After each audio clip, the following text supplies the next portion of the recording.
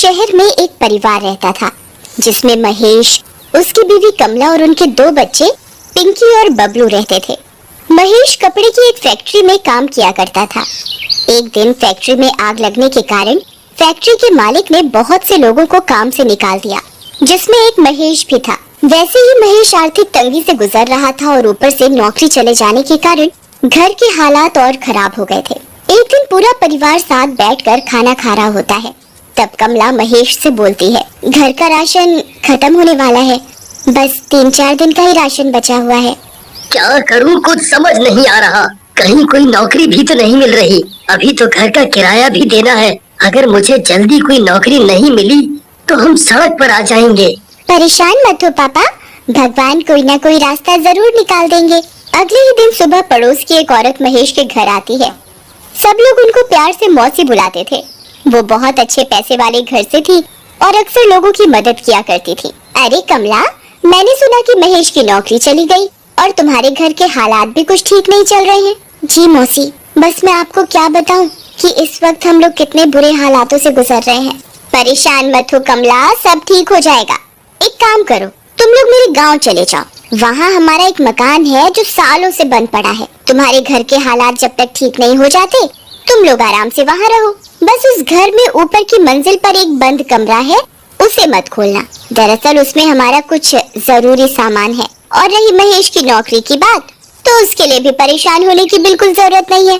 उस गांव में जो स्कूल है, मैं उसके प्रिंसिपल को बहुत अच्छे से जानती हूँ। मैं उनको बोलकर महेश को किसी न किसी काम के लिए वहाँ लगवा ही दूंगी और तुम लोग पिंकी और बबलू को भी उसी स्कूल में पढ़ा सकते हो। ये तो बहुत अच्छा रहेगा मौसी, आपका ये एहसान हम कभी नहीं भूलेंगे। कमला महेश के घर आते ही उसे सारी बात बताती है। महेश की खुशी का तो कोई ठिकाना ही नहीं रहता। ऐसा लग रहा था मानो जैसे जादू से पल भर में उनकी सारी मुश्किलें छूमंतर हो गई हो। पर वो इस बात से बिल्कुल अनजान थी कि उनकी मुश्किलें तो उनका कहीं और इंतजार कर रही हैं। कमला, तुम आज ही सारा जरूरी सामान बांध लो, हम कल सुबह ही निकल जाएंगे। अगले दिन सुबह पूरा परिवार गांव के लिए निकल जाता है। गांव पहुंचते पहुंचते उनको शाम हो जाती है। गांव पहुंचकर महेश बताए हुए एड्रेस को ढूंढने लगता है। तभी उसे एक आदमी मिलता है। भाई साहब, जरा ये पता तो बताना। दरअसल हम लोग इस गांव में नए हैं, तो हमें यहाँ का कुछ नहीं पता। तुम लोग यहाँ क्यों जा रहे हो? तुम लोगों को क्या पता नहीं है कि ये घर सालों से बंद पड़ा है और बंद घरों में अक्सर भूत अपना डेरा जमा लेते हैं। भूत भूत कुछ नहीं होता भाई। तुम तो बस मुझे ये पता बता दो कि कहाँ पड़ेगा। हम लोग बहुत दूर से आए हैं, बहुत थक गए हैं। ठीक है, मुझे क्या, जब तुमको ही अपनी और अपने परिवार की कोई फिक्र नहीं है तो ऐसा करो, तुम यहाँ से सीधे चले जाओ और वहाँ से बाएं तरफ मुड़ जाना। बस वही एक पीपल का पेड़ है जिसके बिल्कुल सामने ही ये घर है। महेश अपने परिवार के साथ उस घर तक पहुँच जाता है। घर देखकर साफ पता चल रहा था कि वहाँ कई सालों से कोई झांका भी नहीं है। ये तो कितना पुराना घर है माँ, और कितना डरावना भी। इतने बुरे वक्त में हमें ये घर रहने को मिल गया, वही बहुत है। हम इसकी साफ सफाई कर लेंगे तो ये भी अच्छा दिखने लगेगा। चलो अब यहाँ खड़े रहकर बातें मत करो और जल्दी अंदर चलो। महेश जैसे ही उस घर का दरवाजा खोलता है तो घर में तेज हवाएं चलने लगती हैं। बाहर तो पेड़ का एक पत्ता भी नहीं हिल रहा और यहाँ इतनी तेज हवा कैसे चल सकती है? क्योंकि यहाँ भूत है। पिंकी बबलू के पीछे चिल्लाते हुए भागती है। रुक रुक, तुझे मैं अभी बताती हूँ, रुक। बबलू सीढ़ियों से भागते हुए ऊपर वाली मंजिल पर पहुँच जाता है। पिंकी भी बबलू को पकड़ने के लिए उसके पीछे पीछे भाग रही होती है। बबलू को अचानक किसी औरत के रोने की आवाज आती है। बबलू वहीं रुक जाता है और ध्यान से उस आवाज को सुनने लगता है, पर आवाज अचानक से बंद हो जाती है। क्या हुआ बबलू, थक गया क्या? नहीं दीदी, मुझे अचानक किसी औरत के रोने की आवाज सुनाई पड़ रही थी, इसलिए मैं यहाँ रुक गया। इतनी रात को कौन रोएगा? जरूर तूने किसी बिल्ली के रोने की आवाज सुनी होगी और तुझे लगा होगा कि कोई औरत रो रही है। अब चल नीचे, कुछ खा पी कर सो जाते हैं। बबलू पिंकी को बहुत समझाता है पर पिंकी उसकी एक नहीं सुनती। उसे लगता है कि बबलू उसे डराने के लिए ये सब बातें बोल रहा है। पिंकी बबलू की बात पर ध्यान नहीं देती और वापस नीचे जाने लगती है। बबलू भी उसके पीछे पीछे जा ही रहा होता है पर अचानक उसकी नजर एक बंद कमरे पर पड़ती है जिस पर ताला लगा होता है और उस ताले पर एक लाल रंग का कपड़ा भी बंधा होता है। लगता है ये वही कमरा है जिसके बारे में मौसी जी माँ को बता रही थी। ऐसा क्या जरूरी सामान रखा है इस कमरे में जो इस पर इतना बड़ा ताला लगा है?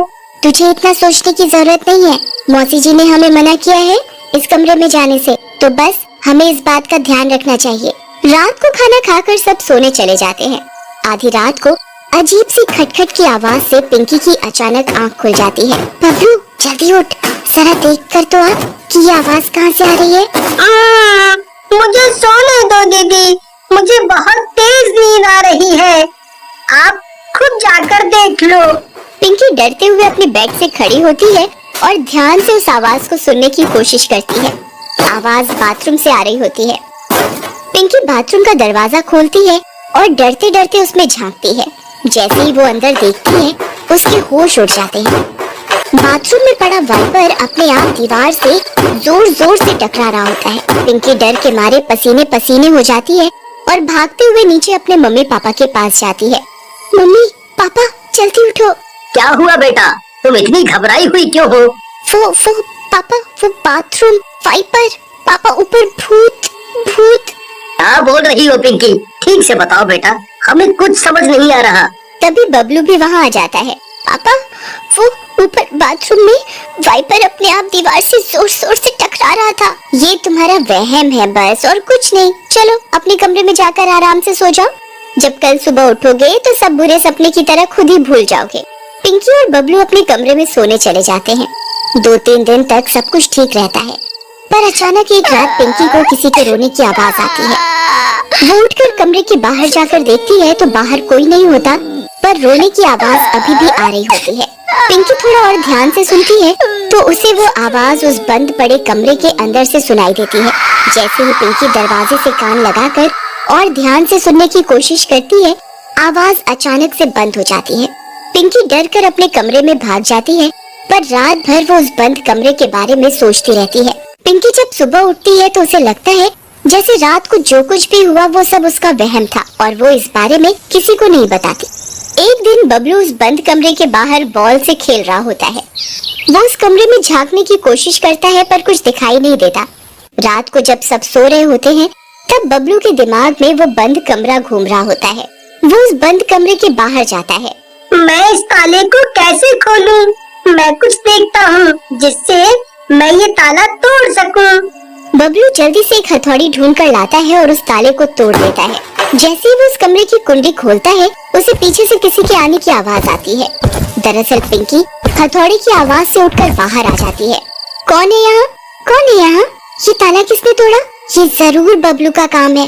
वो अपने बिस्तर पर भी नहीं था। पिंकी से रहा नहीं जाता और वो कमरे के दरवाजे को खोलकर अंदर झांकती है। उसको तभी एक झटका सा लगता है जैसे उसके अंदर किसी की आत्मा घुस गई हो। पिंकी को बहुत अजीब सा महसूस होता है और वो अपने कमरे में जाकर सो जाती है। अगले दिन सुबह उठते ही महेश अपनी नौकरी के सिलसिले में सुबह ही घर से निकल जाता है। पिंकी घर की सफाई में अपनी माँ का हाथ बटाने लगती है और बबलू आंगन की सफाई करने बाहर चला जाता है। पिंकी का बर्ताव कुछ अलग सा होता है। वो बिल्कुल चुपचाप खिड़की पर खड़ी बाहर पीपल के पेड़ को ऐसे देख रही होती है जैसे वो अपने होश में ही ना हो। पिंकी तू वहाँ खड़ी क्या देख रही है? चल जल्दी से मेरे साथ काम करवा। पिंकी कमला की आवाज सुनकर एकदम होश में आती है। उस दिन से पिंकी कभी कभी अजीब बर्ताव करने लगी थी। वो अक्सर उस पीपल के पेड़ को देखती रहती थी। एक दिन पिंकी अपने कमरे में लगे शीशे को एक कपड़े से साफ कर रही होती है। तभी उसे शीशे में एक चुड़ैल अपने पीछे खड़ी हुई दिखाई देती है। पिंकी जैसे ही पीछे मुड़ती है तो वहाँ कोई नहीं होता। पिंकी फिर से शीशे को साफ करने लगती है तो इस बार वो चुड़ैल अपने बड़े बड़े नाखूनों वाले हाथ पिंकी की गर्दन पर रख देती है। मम्मी, बबलू, मुझे बचाओ, जल्दी आओ, ये चुड़ैल मुझे मार डालेगी। कमला और बबलू जल्दी से पिंकी के कमरे में आते हैं तो देखते हैं कि पिंकी बेहोश पड़ी है। अगर आप आगे की कहानी देखना चाहते हैं तो कमेंट करके जरूर बताएं।